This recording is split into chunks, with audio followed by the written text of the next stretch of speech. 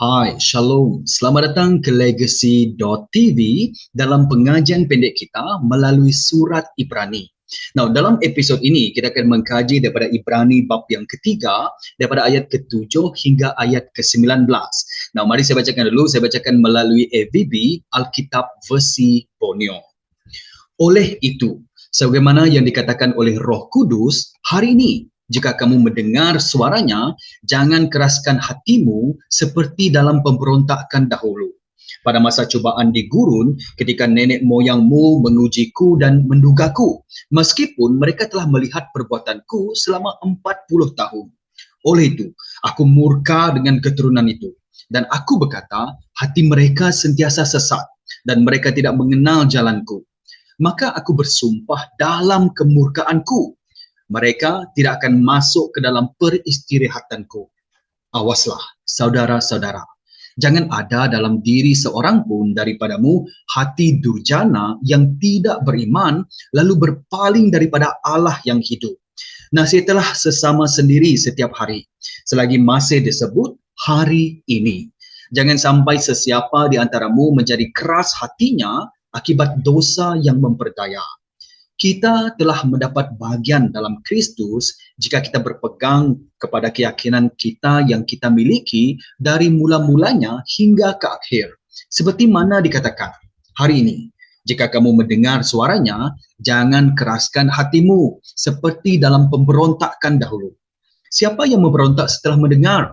Bukankah semua mereka yang telah dibawa oleh Musa keluar dari Mesir? Dengan siapakah Allah murka 40 tahun? Bukankah dengan mereka yang melakukan dosa yang bergelimpangan mayat mereka di gurun? Dan kepada siapakah Allah bersumpah bahawa mereka tidak akan masuk ke dalam peristirahatannya? Tak lain, tak bukan, kepada mereka yang tidak taat. Oleh itu, nyatalah kepada kita bahawa mereka tidak dapat masuk kerana tidak beriman. Ini firman Tuhan. Apabila kita sudah melihatkan dalam episod yang lepas, dalam video yang lepas, kita melihat daripada ayat pertama hingga ayat yang ke-6. Nah, saya simpulkan daripada ayat pertama hingga ayat yang ke-6. Pertama ialah kita melihat bahawa Yesus dan Musa sama-sama setia. Dikatakan dalam ayat yang kedua, dia iaitu merujuk kepada Yesus setia kepada Allah yang melantiknya sebagaimana ataupun seperti Musa juga setia dalam seisi rumah Allah. Jadi Yesus dan Musa sama-sama setia. Yang kedua ialah Musa sebenarnya bersaksi tentang Yesus Kristus. Daripada ayat kelima berkata begini, Musa memang setia dalam seisi rumah Allah sebagai seorang kadam ataupun seorang hamba. Untuk apa? Untuk kesaksian terhadap segala perkara yang akan dikatakan kemudian. Tentang apa? Ini ialah merujuk kepada Yesus Kristus. Musa sebenarnya memberi kesaksian tentang Yesus Kristus. Dan poin yang ketiga, iaitu Yesus lebih tinggi ataupun lebih besar ataupun lebih mulia daripada Musa. Kenapa? Kerana kita melihat daripada ayat yang ke-6. Tetapi Kristus setia bukan sebagai khadam tetapi sebagai anak. Dan kita tahu bahawa Yesus ialah anak Allah. Dan rumah ini merujuk kepada gerejanya ataupun umat Allah. Jadi Yesus ialah anak ke atas seisi rumahnya. Dan berbeza dengan Musa, Musa hanya khadam ataupun hamba. Jadi kita sudah melihat bahawa Kristus jauh lebih besar, lebih mulia daripada Musa. Nah, apabila kita masuk kepada ayat yang ke-7, ianya bermula dengan perkataan ini, oleh itu, because of that. Dan ini merujuk kepada apa yang kita sudah perhatikan dalam video yang lepas. Oleh kerana Yesus lebih besar, lebih mulia, lebih tinggi daripada Musa, oleh itu ini amaran kepada kita yang sedang membaca surat Ibrani ini sebagaimana yang dikatakan oleh Roh Kudus. Dan apabila kamu melihat kurungan ini, sebenarnya ianya memetik daripada Mazmur bab yang ke-95 daripada ayat ke-7 hingga ayat yang ke-11. Dan di sini kita sudah diberitahu daripada ayat yang pertama dikatakan saudara-saudara yang saleh yang juga mendapat bahagian dan panggilan dari syurga. Ini poin yang pertama. Jadi kita harus fikirkanlah rasul dan imam besar yang kita akui, yaitu Yesus Kristus. Dan ayat yang ke-6 dikatakan, oleh itu kita melihat, oleh itu kita harus berpegang teguh pada kebahagiaan harapan ini, iaitu tentang Yesus Kristus, hingga ke akhir. Jadi dua perkara yang kita harus perhatikan. Fikirkan tentang Yesus dan juga kita harus berpegang teguh pada harapan di dalam Yesus Kristus. Dan kenapa penulis ini mahu kita berpegang teguh fikirkan tentang Yesus Kristus? Kerana kalau kita sudah perhatikan tadi daripada ayat ke-7 hingga ayat yang ke-7 hingga ayat yang ke-19 ini, dia memberi contoh kepada mereka yang sudah murtad ataupun meninggalkan Tuhan, iaitu mereka di dalam perjanjian lama, iaitu generasi yang pertama, kebanyakan mereka, kecuali Caleb dan juga Joshua yang masih lagi berpegang kepada Tuhan. Semua mereka ataupun hampir semua mereka sudah murtad ataupun meninggalkan Tuhan, ataupun sudah tidak lagi mendengar suara daripada Roh Kudus. Oleh itu, kita jangan berbuat begitu. Sebab itu ayat ini berkata, oleh itu jangan berbuat sebagaimana yang dilakukan oleh orang dalam perjanjian lama, iaitu generasi pertama yang mengikuti Musa keluar daripada tanah Mesir. Nah, di sini saya bagikannya kepada 3 bahagian. Yang pertama, persoalan yang saya ingin kita jawab ialah yang pertama ialah ini.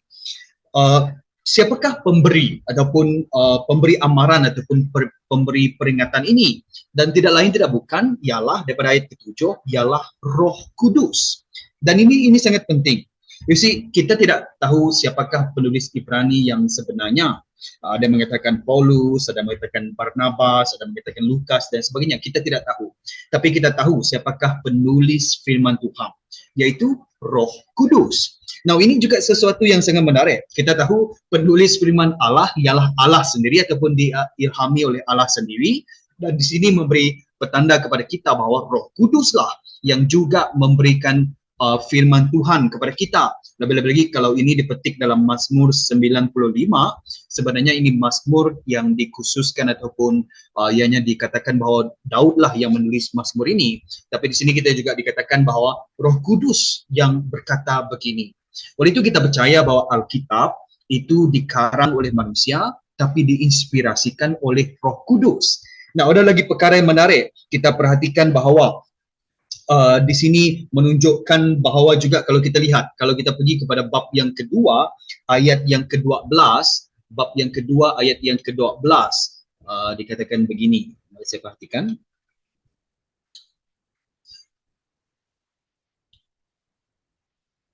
Ya, kalau kita lihat di sini, dikatakan dia tidak malu memanggil mereka saudara-saudara. Kalau kita lihat konteks untuk dia ini ialah Yesus Kristus. Dan kalau dia ini tidak malu memanggil mereka saudara-saudara, iaitu merujuk pada Yesus Kristus, maka dia ini juga merujuk kepada Yesus Kristus. Dan Yesus berkata, dan ini juga memetik daripada Mazmur. Dan inilah Mazmur bab yang ke-22.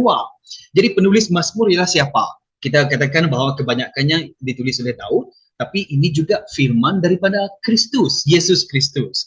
Dan di sini kita melihat, sekali lagi kalau kita pergi kepada Ibrani bab yang ketiga ini tadi, ayat yang ke-7, dikatakan bahawa sebagaimana dikatakan oleh Roh Kudus. Dan tadi kita melihat sebagaimana yang dikatakan oleh Yesus Kristus. Dan ini mengingatkan kita bahawa Tuhan yang kita sembah ini ialah Tuhan Allah Trinity. Dan juga kita melihat bahawa Alkitab ditulis oleh manusia tetapi diilhamkan oleh Roh Kudus. Dan Tuhanlah yang pemilik firman yang sebenar, Tuhan Allah Trinity. So, itu yang kita perhatikan. Jadi, pemberi amaran dan peringatan ini ialah Roh Kudus. Dan mari kita lihat apakah contoh amaran. Kenapa dia, kan tadi dia memberi amaran supaya kita mendengar suara Tuhan, mendengar suara Roh Kudus, supaya kita tidak menjadi seperti orang dalam perjanjian lama. Dan di sini kita melihat apakah contoh-contoh yang digunakan kepada mereka yang dikatakan daripada ayat yang pertama tadi, mereka yang tidak memikirkan tentang Yesus Kristus, ataupun mereka tidak memikirkan tentang Tuhan, dan juga mereka yang tidak berpegang teguh kepada kebahagiaan harapan di dalam Yesus Kristus. Dan contoh yang diberikan untuk menyatakan bahawa amaran ini sangat-sangat keras, sebagaimana contoh yang diberikan ialah umat Israel dalam perjanjian lama. Sebab itu ianya memetik daripada Mazmur bab yang ke-95. Dan di sini kita melihat apa yang terjadi kepada umat Israel pada ketika ini. Mereka memberontak, mereka menguji, mereka menduga Allah. Dan ini sangat-sangat lama. Mereka telah menguji Allah, mereka telah menduga Allah, dan mereka, walaupun mereka telah melihat perbuatan Tuhan yang sangat-sangat besar, mereka tetap juga tidak percaya kepada Tuhan. Dan berapa lama mereka tidak melakukan, berapa lama mereka memberontak, berapa lama mereka menguji Tuhan. Firman mengatakan 2 kali dalam ayat yang ke-9 ini, dan juga ayat yang ada satu lagi ayat dinyatakan, dan ayat ke-9 dikatakan selama 40 tahun. Begitu lama mereka meninggalkan Tuhan. Begitu lama mereka menguji Tuhan. Begitu lama mereka menduga Tuhan. Ini perkara yang kita jangan lakukan. Ini perkara yang kita jangan ikut contoh. Dan ini menunjukkan kepada kita bahwa hati mereka keras. Tuhan katakan, jangan keraskan hatimu. Maksudnya hati mereka keras. Dan juga kita melihat bahwa hati mereka sesat dan mereka tidak mengenal jalan Tuhan. Dan di sini kita katakan, hati mereka sentiasa sesat dan juga mereka tidak mengenal jalanku, kata Tuhan. Dan ini disimpulkan kalau kita lihat daripada ayat ke-18 dengan ayat yang ke-19, sebenarnya boleh menyimpulkan keadaan umat Israel generasi pertama pada ketika itu, bahawa 2 ayat untuk menunjukkan sikap mereka. Pertama, mereka tidak taat. Mereka tidak taat. Dan kedua, mereka tidak beriman. Oleh itu kita jangan mengikuti contoh mereka umat Israel generasi pertama ini. Jangan menjadi seperti mereka. Continue untuk menguji Tuhan. Mereka tahu tentang kebenaran, mereka telah melihat mujizat Tuhan itu sendiri. Tuhan banyak melakukan mujizat, lebih kurang dalam 40 tahun, begitu lamanya, tapi tetap mereka menolak Tuhan. Mereka tidak percaya kepada Tuhan, mereka tidak taat dan mereka tidak beriman kepadanya. Dan ini ialah contoh yang diberikan kepada kita supaya kita jangan ikuti. Dan ini ialah amaran yang sangat-sangat keras. Kita sudah diberitahu tentang amaran daripada bab yang kedua supaya kita jangan hanyut daripada iman kita. Dan di sini sekali lagi amaran ataupun peringatan yang keras kepada kita supaya kita jangan menjadi seperti umat Israel dalam generasi yang pertama yang kita lihat dalam petikan ini. Dan berkali-kali dikatakan, jangan, jika kamu mendengar suaranya, kata Tuhan, jangan keraskan hatimu. Dan ini ialah sesuatu yang sangat-sangat penting. Isi Roh Kudus menyatakan kepada kita supaya kita mendengar suaranya. Mendengar suara siapa? Kita harus mendengar suara Tuhan. Kita harus mendengar suara Yesus Kristus. Kita harus mendengar suara Roh Kudus. Dan kita jangan keraskan hati kita. Dan contoh dia seperti mereka yang dalam pemberontakan dalam perjanjian lama. Jadi jika kita mendengar suaranya, jangan keraskan hati kita. Begitu juga kita sudah diberitahu, apabila kita mendengar daripada hamba-hamba Tuhan yang benar, jangan kita keraskan hati kita. Apabila kita mendengar Roh Kudus berbicara dalam hati kita, jangan keraskan hati kita. Apabila kita membaca firman Tuhan, dan firman Tuhan menegur kita, sebagaimana petikan ini menegur kita, jangan keraskan hati kita. Kita harus sentiasa berfokus, berfikir tentang Yesus Kristus, dan juga sebagaimana ayat pertama tadi, kita harus fikirkan tentang Yesus Kristus, dan juga kita harus berpegang teguh kepada kebahagiaan harapan yang kita miliki di dalam Yesus Kristus. Jadi jangan keraskan hati kita. Dan untuk umat Israel ini, firman dikatakan bahwa hari ini. Nah, kalau kita lihat menurut konteks, ini daripada Mazmur 95 kan saya katakan, dan dikatakan hari ini jika kamu mendengar suaranya. Kepada mereka dalam perjanjian lama, hari itu mereka harus mendengar suara Tuhan. Begitu juga kepada mereka yang membaca firman Tuhan, kepada mereka yang menerima surat Ibrani pada masa ini, supaya mereka juga, siapapun mereka, mungkin besar kemungkinan mereka ialah jemaat gereja di Rom, supaya mereka pada hari itu, jika mereka mendengar suara Tuhan, jangan keraskan hati. Tetapi bukan itu saja, malah Tuhan juga berbicara kepada kita. Bukan kepada hari ini merujuk kepada perjanjian lama, bukan hanya hari ini merujuk kepada mereka yang membaca penerima surat Ibrani ini, tetapi kepada kita juga supaya hari ini apabila kita mendengar suara Tuhan, sekarang kamu mendengar suara saya, jangan keraskan hati kamu. Sekarang kamu mendengar apabila saya membicarakan hal ini melalui firman Tuhan, jangan keraskan hatimu. Dan itu ialah hal yang sangat harus kita perhatikan. You see, kadang-kadang kita menyangka, oh ini ialah untuk, ini ialah amaran kepada mereka yang orang yang tidak percaya. Ada orang berkata begitu. Tapi tak boleh. Kerana kalau kita lihat daripada ayat ke-12 dikatakan, awaslah saudara-saudara. Jadi amaran ini diberikan kepada siapa? Amaran ini diberikan kepada orang Kristian ataupun umat Allah ataupun orang yang percaya ataupun gereja Tuhan. Jadi kita melihat di sini kan, kita sudah diberitahu pemberi amaran dan peringatan ini ialah Roh Kudus. Roh Kudus ialah juga Roh Kristus. Ialah juga sama juga sebagaimana Yesus juga berbicara kepada kita. Sebagaimana juga Allah Bapa berbicara dengan kita. Maka Tuhanlah yang memberi amaran dan peringatan ini. Dan contoh kepada peringatan dan amaran peringatan ini ialah kepada umat Israel generasi pertama dalam perjanjian lama yang bersama dengan Musa keluar daripada tanah Mesir. Kepada mereka lah yang diberi contoh supaya kita belajar pada ketika ini. Dan ini sangat penting dalam 1 Korintius bab yang ke-10 ayat yang ke-11 hingga ayat yang ke-12, Rasul Paulus berkata begini, semua yang terjadi kepada mereka, merujuk kepada mereka dalam perjanjian lama, merupakan suatu iktibar ataupun pengajaran dan telah ditulis untuk menjadi amaran kepada kita yang hidup pada akhir zaman. Sesiapa yang menyangka dirinya berdiri tegap, berhati-hatilah supaya tidak jatuh. Nah, itu sekali lagi peringatan kepada kita supaya kita berpegang teguh, supaya kita tidak menyangka bahawa, oh, saya kuat dalam iman saya. Jangan berfikir begitu. Kita harus memperhatikan amaran ini dengan serius. Dan akhir sekali kita melihat kepada siapa amaran ataupun peringatan ini diberikan. Ianya diberikan kepada saudara-saudara, the brothers and sisters, setengah terjemahan mengatakan. Adapun kepada umat gereja, kepada kita yang percaya kepada Tuhan sekarang. Kita yang mengatakan ataupun mengakui bahawa kita ialah pengikut Yesus Kristus, kepada kitalah amaran ini diberitahu. Jadi ada orang menyangkakan bahawa oh, ini amaran bukan untuk orang Kristian, tapi kalau kamu baca menurut konteks ayat ke-12 ini, ianya merujuk kepada orang Kristian. Jadi kita jangan menjadi ataupun murtad. Kerana kita sudah percaya, jangan kita murtad. Sebagaimana kebanyakan umat Israel yang bersama dengan Musa, generasi yang pertama.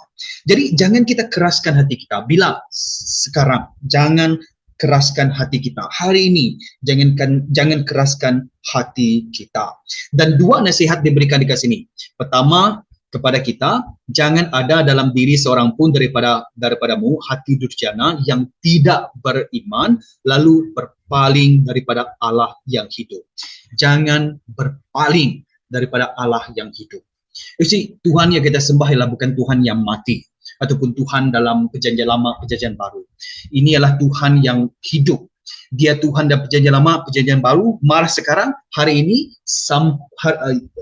semalam, hari ini dan selamanya Tuhan tetap ada kerana Tuhan kita ialah Tuhan yang hidup. Jadi jangan kita berpaling daripada Allah yang hidup. Dan yang kedua, kita harus berpegang dalam ayat ke-14 dikatakan, kita telah mendapat bahagian dalam Kristus jika kita berpegang kepada keyakinan kita yang kita miliki dari mula-mulanya hingga ke akhir. Jadi kita jangan berpaling daripada Allah yang hidup, dan kita harus berpegang kepada keyakinan di dalam Yesus Kristus yang kita sudah miliki. Daripada mula, kita harus berpegang sampai akhir. Dan ini kita harus lakukan dengan berdoa. Dan ini kita harus lakukan dengan berpegang kepada kasih kurnia Tuhan. Dan kita harus berpegang sampai akhir. Dan ini yang sangat-sangat penting. Bagaimana, apa yang kita boleh lakukan? Banyak perkara yang kita boleh lakukan untuk kita tidak berpaling daripada Allah yang hidup, untuk kita berpegang kepada keyakinan iman kita kepada Yesus Kristus, supaya kita tidak menyangkal Tuhan, supaya kita tidak murtad lagi. Dan ada dinyatakan dekat sini, yaitu dikatakan ayat yang ke-13, dikatakan dalam ayat ke-13, nasihatilah sesama sendiri setiap hari selagi masih disebut hari ini, today if you hear his voice, do not harden your heart. Jadi kita harus menasihati sesama kita setiap hari selagi disebut hari ini. Jangan sampai sesiapa di antaramu menjadi keras hatinya akibat dosa yang memperdaya. Jadi kita harus menasihati antara satu dengan yang lain. Apa yang saya lakukan ini ialah video ini ialah supaya saya membawa kamu. Mungkin Tuhan menggunakan video ini, menggunakan apa yang saya kongsikan ini supaya kamu tidak murtad, supaya kamu tidak meninggalkan iman yang kamu sudah alami, yang telah kamu pegang selama ini. Walaupun keadaan kamu, jangan murtad, jangan berpaling daripada Tuhan. Pegang teguh sampai akhir. Mereka dalam surat Ibrani ini mereka mengalami penganiayaan, dan mungkin kamu sekarang juga mengalami penganiayaan, dan mungkin penganiayaan kamu sangat-sangat keras dan sangat-sangat besar. Tetapi ingat, jangan tinggalkan iman kita kepada Yesus Kristus. Ini nasihat saya kepada kamu. Ini dorongan saya kepada kamu dan kepada saya pada ketika ini. Nah, ada lagi kalau kita lihat dalam Ibrani bab yang ke-10 ayat ke-23 hingga ayat yang ke-24. Nah, mari saya pergi kepada Ibrani bab yang ke-10. Bab yang ke-10 saya akhiri dengan petikan ini. Bab yang ke-10 daripada ayat ke-23, saya rasakan. Ayat yang ke-23 dikatakan, sama juga seperti tadi, saling menasihati satu dengan yang lain. Dan ini lebih luas lagi, dikatakan, marilah kita berpegang teguh pada pengakuan harapan kita tanpa berganjak, kerana Dia yang berjanji sentiasa setia. Jadi mari kita berpegang teguh, mari kita, ini ayat plural, bukan individu. Christianity lah bukan individu. Christianity harus plural. Kita sama-sama mengimani Tuhan. Kita sama-sama mendorong satu dengan yang lain. Jadi mari kita berpegang teguh. Dan yang kedua, marilah kita saling perhatikan satu sama lain ataupun peduli satu sama lain untuk menimbulkan kasih dan perbuatan yang baik. Dan yang seterusnya, jangan berhenti daripada berhimpun seperti yang dilakukan oleh setengah orang. Nasihatilah sesama sendiri, terutamanya setelah kamu sedar hari Tuhan itu kian hampir. Jadi kita harus saling memperhatikan satu dengan yang lain. Kita harus mendorong satu sama lain. Mari kita berpegang teguh kepada harapan kita. Dan mari kita jangan berhenti daripada berhimpun. Ramai orang meninggalkan iman kepada Yesus Kristus. Keselamatan yang sudah dikecapi itu. Dan itu ialah perkara yang kita jangan perhatikan. Dan inilah amaran yang betul-betul sangat-sangat kuat, keras kepada kita, bukan kerana Dia tidak mengasihi kita, bukan kerana Tuhan benci kita, tapi kerana Tuhan mengasihi kita. Jadi jangan kita keraskan hati kita, jangan kita tidak taat, jangan kita meninggalkan Tuhan. Marilah kita terus berpegang teguh kepada iman harapan kita dalam Yesus Kristus. Marilah kita saling memperhatikan, peduli satu sama lain, menjaga satu sama lain, dan jangan kita berhenti daripada berhimpun. Jangan berhenti daripada persekutuan gereja. Jangan berhenti daripada persekutuan Bible study dan juga prayer meeting dan sebagainya. Jangan berhenti daripada berkumpul bersama dengan Christian Fellowship di kampus dan juga universiti kamu. Jangan sekali-kali iman kita harus ada iman secara pribadi dengan Tuhan, tapi kita tidak boleh bertumbuh dalam iman seorang diri. Kita memerlukan satu dengan yang lain. Saya juga banyak memperhatikan orang meninggalkan iman apabila dia berjalan sendirian. Itu tidak perlu. Ataupun jangan kita berjalan sendirian di dalam iman. Kita jangan berhenti daripada berhimpun. Jangan berhenti daripada berkumpul dengan sesama kita seiman. Jadi jangan keraskan hatimu hari ini. Jika kamu mendengar firman Tuhan, jika kamu mendengar suara Roh Kudus, jika kamu mendengar dan melihat Yesus Kristus menegur kamu, jangan keraskan hati kamu.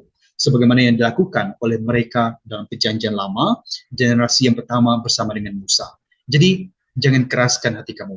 Dengar suara Roh Kudus, biarlah hati kamu terbuka untuk ditegur oleh Tuhan dan terus berpegang teguh kepada Dia. Sehingga berjumpa lagi dalam episod yang akan datang bersama dalam pengajian kita di dalam surat Ibrani. Bersama lagi dalam episod yang akan datang. Bye-bye.